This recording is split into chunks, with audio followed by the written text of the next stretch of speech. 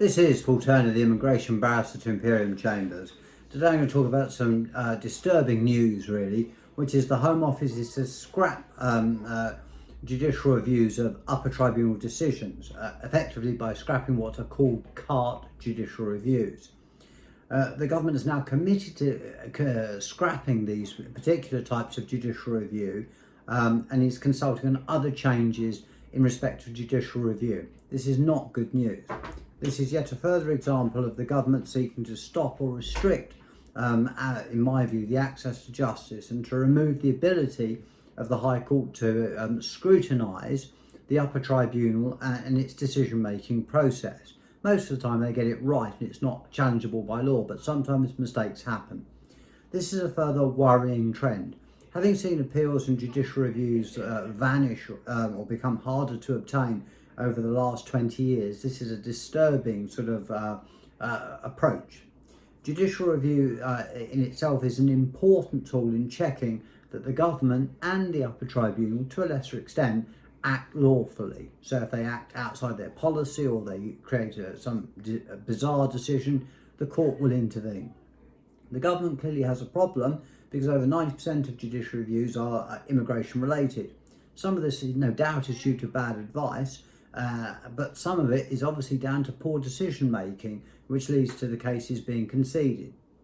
In my view, this is a very bad idea, and as I say, will further restrict the access and the right to justice for what are often the most vulnerable people in society.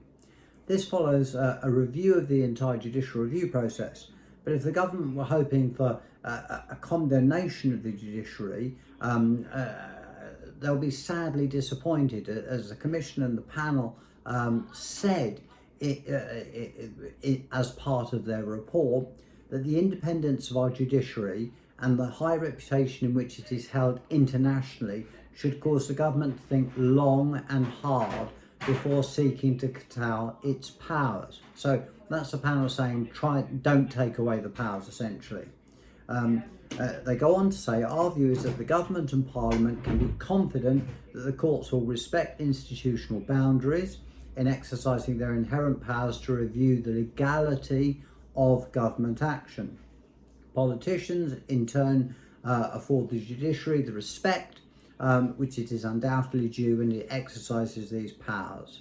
Indeed, it was said of the Commission that if the government set up a commission in the hope and expectations, the recommendations would be a sweeping attack on judicial review, then they were sadly disappointed.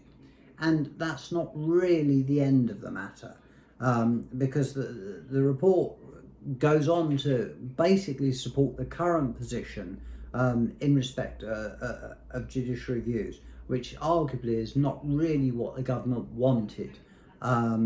However, sadly, the government seems intent on restricting the access to justice, and says that even though the report said that abolishing carte judicial reviews will cause or may well cause some injustice. For someone that's been working in immigration for over some 20 years, this is worrying. As I've mentioned, the government has progressively, in my view, sought to cover up its failings and the failings of the Home Office by either taking away rights of appeal or replacing them with administrative review, rather than improving the decision-making process and rather than having a fairer system. This is yet another example of the government's inconsistencies, as the proposals do not really apply in full in Scotland, which doesn't make any sense at all. So here we are, we're faced with a failing immigration system.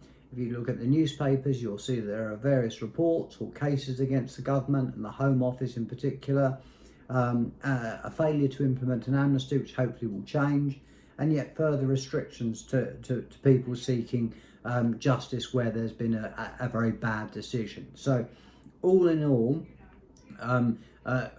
taking away carte judicial reviews, I think by way of Parliament, is not a step in the right direction, but it is a continual step to restrict the most vulnerable from getting access to justice. I hope long and hard that the government won't take any further steps, but that will probably be a futile hope. It's a sad thing to have to report, but in these videos I hope to keep people up to date with the news and not only opinion. If you have any immigration problems, please do not hesitate to contact me. Please subscribe to my channel. Thank you very much for watching. This is Paul Turney, the Immigration Barrister at Imperium Chambers.